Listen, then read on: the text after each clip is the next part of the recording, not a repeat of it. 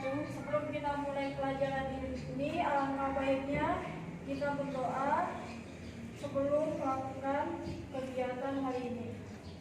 Baiklah, Ibu akan pimpin doanya. Bismillahirrahmanirrahim. Alhamdulillahirrahmanirrahim. Alhamdulillahirrahmanirrahim. Maliki yaumiddin. Iyyaka na'budu wa iyyaka nasta'in. Ihdinas siratal mustaqim. Siratal ladzina an'amta 'alaihim ghairil maghdubi 'alaihim waladdallin.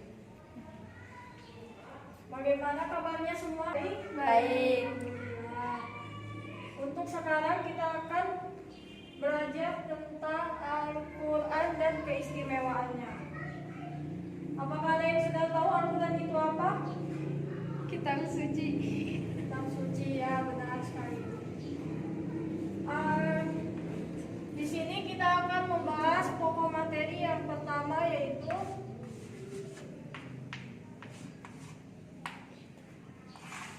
tentang sejarah Al-Quran.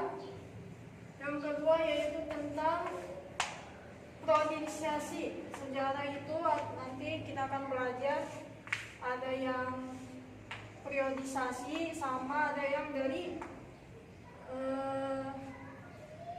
turunan. Ya, yang pertama yaitu sejarah. Apakah ada yang sudah tahu sejarah Al-Quran itu gimana? Belum ya? Oke, baiklah, Ibu akan menjelaskan. Al-Quran itu diturunkan oleh Allah SWT kepada Nabi Muhammad SAW. Jadi yang pertama Allah, terus diturunkan kepada Nabi Muhammad,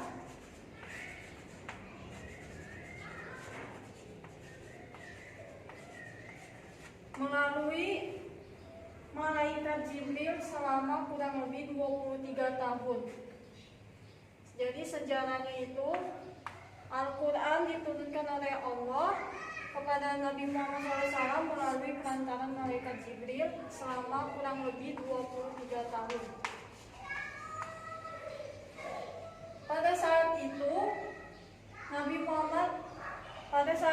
pada bulan Ramadan, Nabi Muhammad berdiam diri di Gua Hira. Gua Hira itu kalau nggak salah terletak di kota Mekah, ya, kalau nggak salah, gunung Hira. Dan Nabi Muhammad ketika itu telah diberi wahyu terakhir, yaitu melaksanakan ibadah haji wada.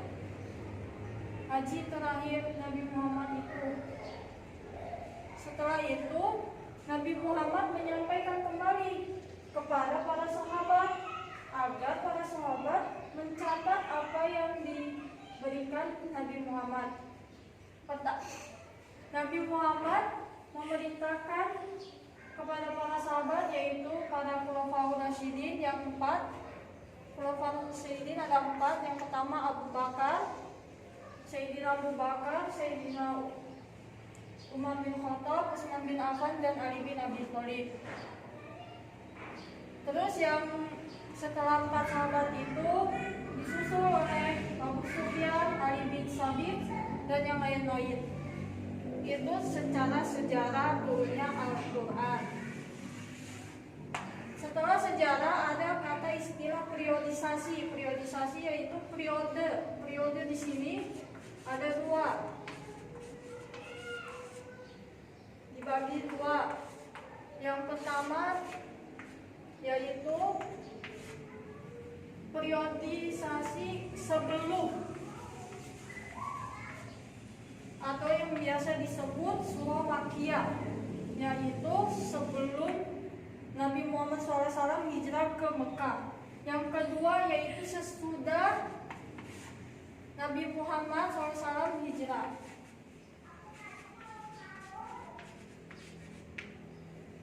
Yang pertama yaitu sebelum. Dalam surah, apa sih ciri dari surah Makkiyah itu? Apakah ada yang tahu? Baiklah, Ibu akan kasih tahu. Ciri dari surah Makkiyah yaitu surahnya pendek, biasa di dalam juz 30. Yang kedua diturunkan ketika Nabi Muhammad SAW sebelum hijrah ke kota Madinah. Terus ayat surah ini berlungsur demi surah, ayat dan sebagainya, kurang lebih 12 tahun 2 bulan. Sedangkan yang sesudah itu yaitu surah Madaniyah atau Madinah. Cirinya yaitu surahnya panjang, misal Al-Baqarah, Ali Imran dan sebagainya. Itu merupakan surah yang diturunkan Nabi Muhammad ketika beliau sudah ada di kota Madinah. Ya, jadi kalian semua udah pada tahu sejarahnya gimana. Sekarang yaitu masih tentang sejarah, yang sekarang tentang pembukuan.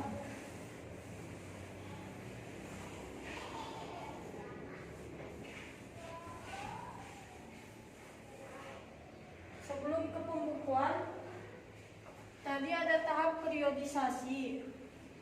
Dalam tahap itu para kaum, ketika Nabi Muhammad SAW mendapatkan wahyu, yang pertama yaitu Quran surah Al-Alaq ayat 1-5. Bismillahirrahmanirrahim. Iqra bismi rabbikal ladzi khalaq, khalaqal insana min 'alaq. Iqra wa rabbukal akram alladzi 'allama bil qalam, 'allamal insana ma lam ya'lam.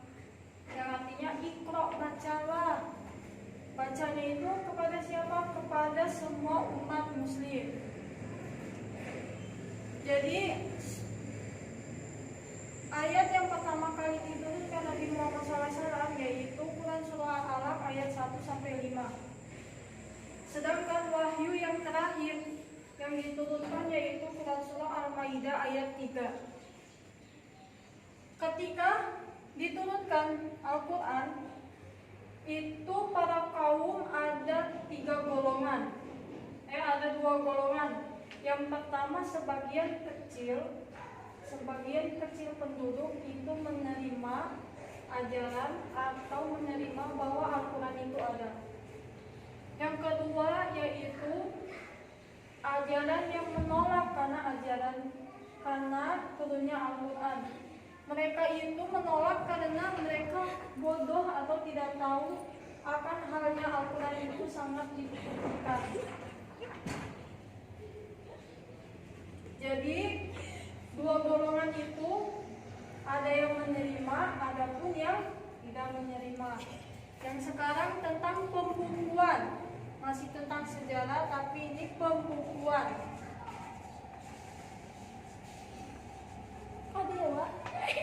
Pembukuan itu maksudnya yaitu membukukan atau menjadikan satu dari ayat-ayat sebelumnya. Yang pertama, pembukuan pada masa pembukuan di sini ada 2. Pertama, masa Nabi Muhammad SAW.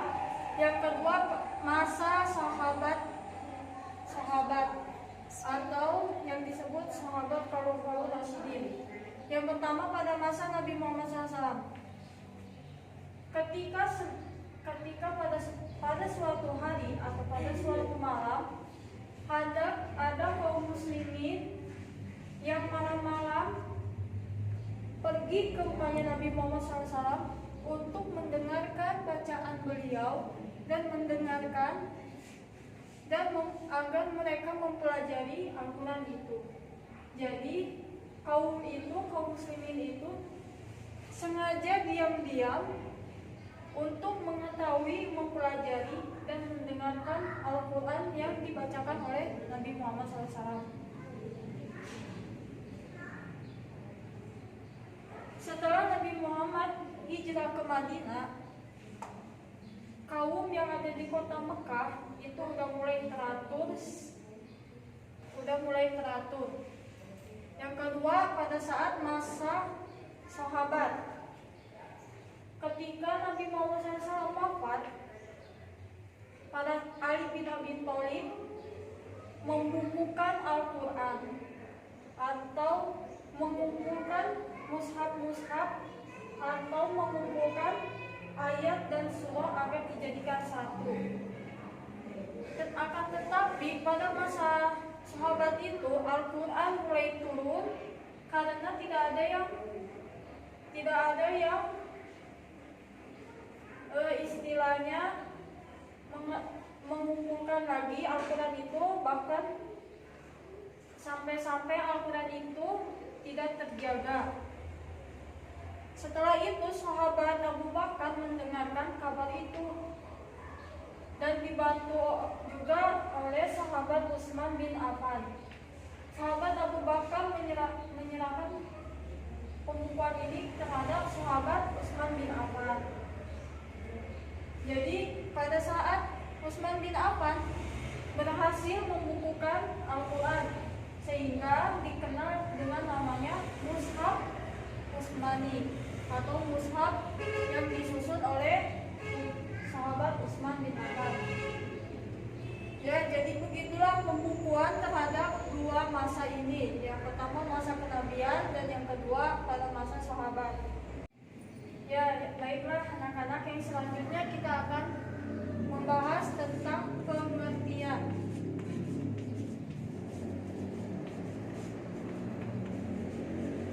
Pengertian di sini ada dua, jadi Al-Quran menurut bahasa dan Al-Quran menurut istilah. Al-Quran menurut bahasa yaitu qira'a, yaqra'u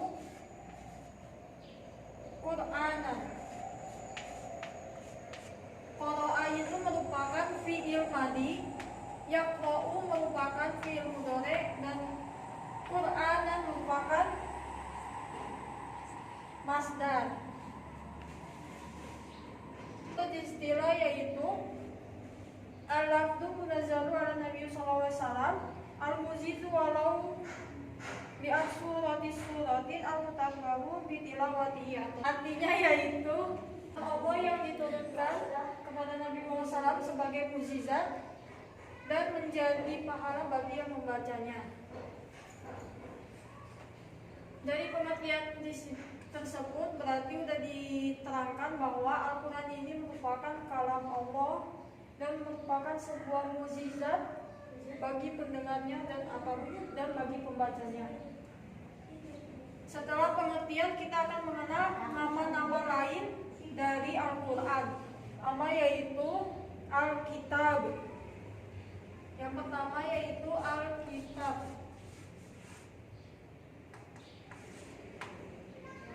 atau yang disebut buku. Dalam Quran surah Al-Baqarah ayat 2 yaitu zalikal kitabu la raiba fihi hudal lil muttaqin.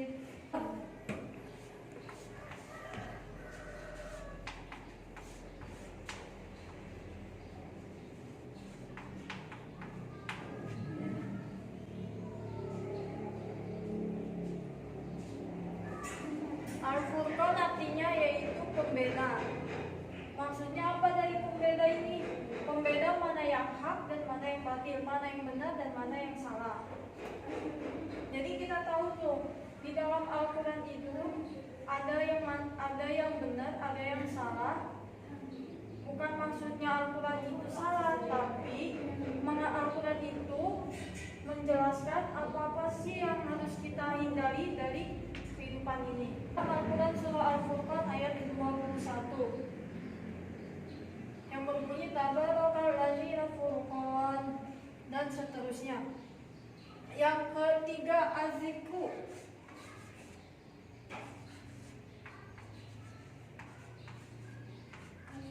Yang artinya peringatan. Al-Quran itu merupakan peringatan bagi kita semua untuk selalu mengamalkan, mempelajari Al-Quran itu sendiri. Yang keempat yaitu An-Nur. An-Nur itu adalah cahaya. Cahaya itu sebagai Al-Quran itu jadi sebagai cahaya untuk penerang hati kita, ya, saya bilang gitu. Dan lain-lain.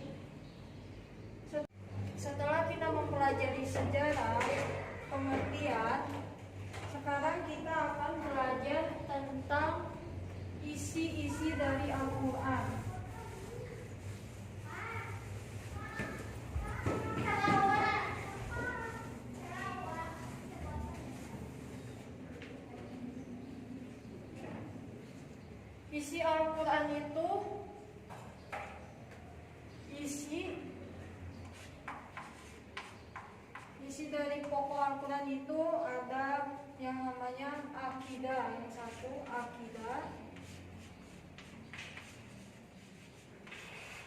Di sini Al-Quran mengajarkan bahwasanya kita harus beriman kepada Allah, kepada malaikat, kepada kitab-kitab Allah, atau yang biasa disebut rukun Islam, rukun iman, dan sebagainya.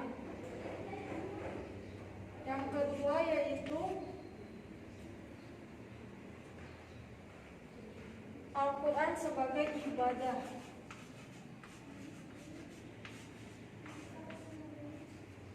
Akidah tadi tentang keimanan, baik kepada Allah, malaikat,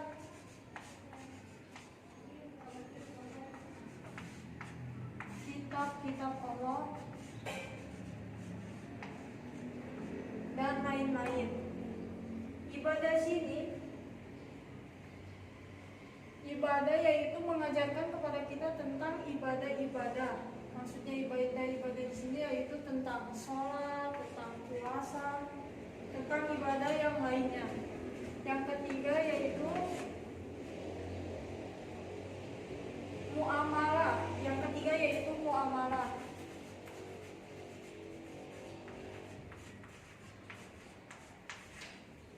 Muamalah itu biasanya diajarkan untuk muamalah di sini mengajarkan apabila kita mempunyai hubungan yang hak dan yang batil.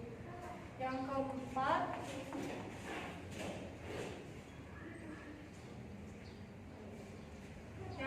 yaitu tarikh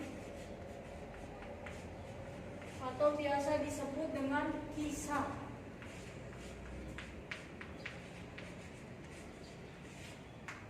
Di dalam Al-Quran juga dijelaskan beberapa kisah, malahan hampir semuanya.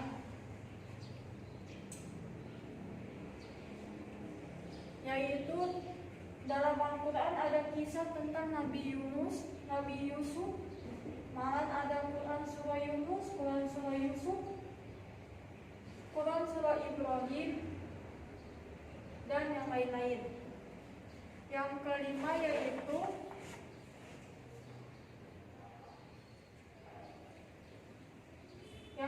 yaitu akhlak karimah.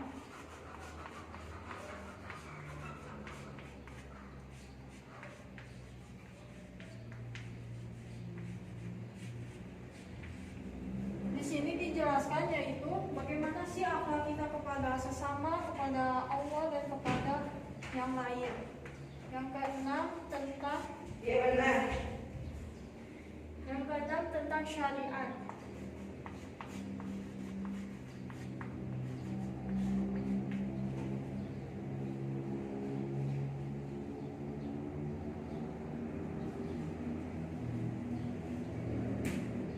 Syariat ini bisa bersangkut paut dengan muamalah. Kalau syariat tentang memperluas perundang-undangan dari masalah muamalah atau tentang perekonomian dan yang lain-lain. Setelah kita belajar isi kandungan pokok, kita akan bahas tentang apa sih hikmah dari mempelajari Al-Quran. Ada sebuah kisah yang baru-baru saja, kurang lebih tahun 2015 ya, dalam sebuah program TV yaitu RCTI. Programnya itu Hafiz Quran. Pada saat itu ada sebuah anak yang berumur 5 tahun itu bisa menghafalkan Al-Quran 30 juz. Masya Allah. Mengapa dia bisa menghafalkan 30 juz Al-Quran itu?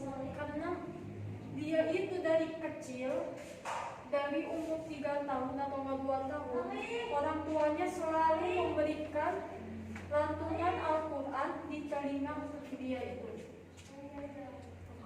Sebelum itu beliau bernama Musa, anak kecil yang umur 5 tahun yang bisa menghafalkan Al-Quran 30 juz Dan apabila kita menyuruh anak itu untuk membaca ayat sekian, dia pasti bisa menghafalkan.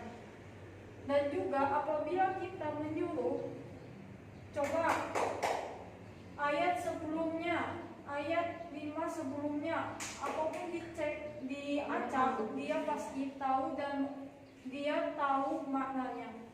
Artinya, apabila kita belajar Al-Quran dari kecil atau dari bayi, ketika itu flashback lagi, Musa itu ketika bayi, orang tuanya selalu menyetelkan ayat-ayat Al-Quran dan tidak pernah Musa itu dibicarakan sama yang lain. Maksudnya yaitu Musa tidak diperkenalkan oleh macam-macam hal yang lain. Jadi dia hanya dikenalkan dalam Al-Quran dan Al-Quran. Sehingga suatu hari pada saat acara program TV yaitu Hafiz Indonesia, Musa menjadi juara 1 dari sekian peserta. Setelah Musa juara 1, beliau langsung dikirimkan ke Arab untuk mengikuti MTQ tingkat apa ya gitu kalau nggak salah. Dan dia menang juara 2. Di situ dia mulai orang-orang pada membanggakan beliau. Pokoknya Musa itu kayak sebagai mahkota dari sebuah perjalanan dia menghafalkan Al-Quran.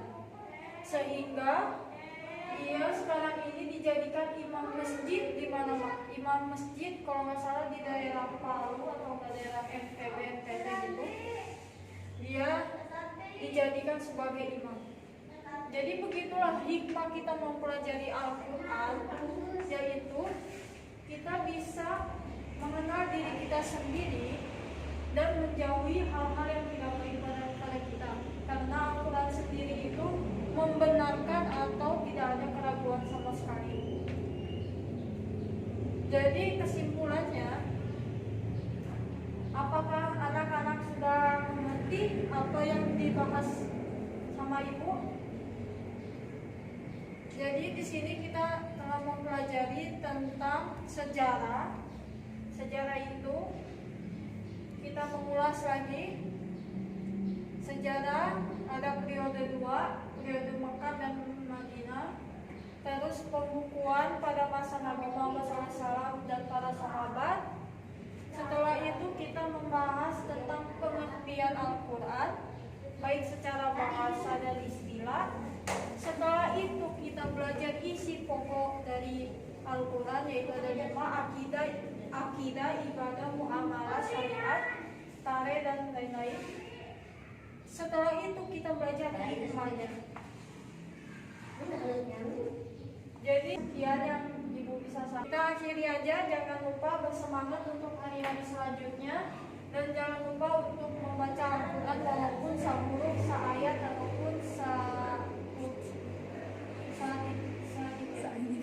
mungkin itu aja yang ibu dapat saya sampaikan. Kurang lebihnya mohon dimaafkan. Tetap semangat buat hari-hari esok. Dan jangan lupa untuk berusaha terus.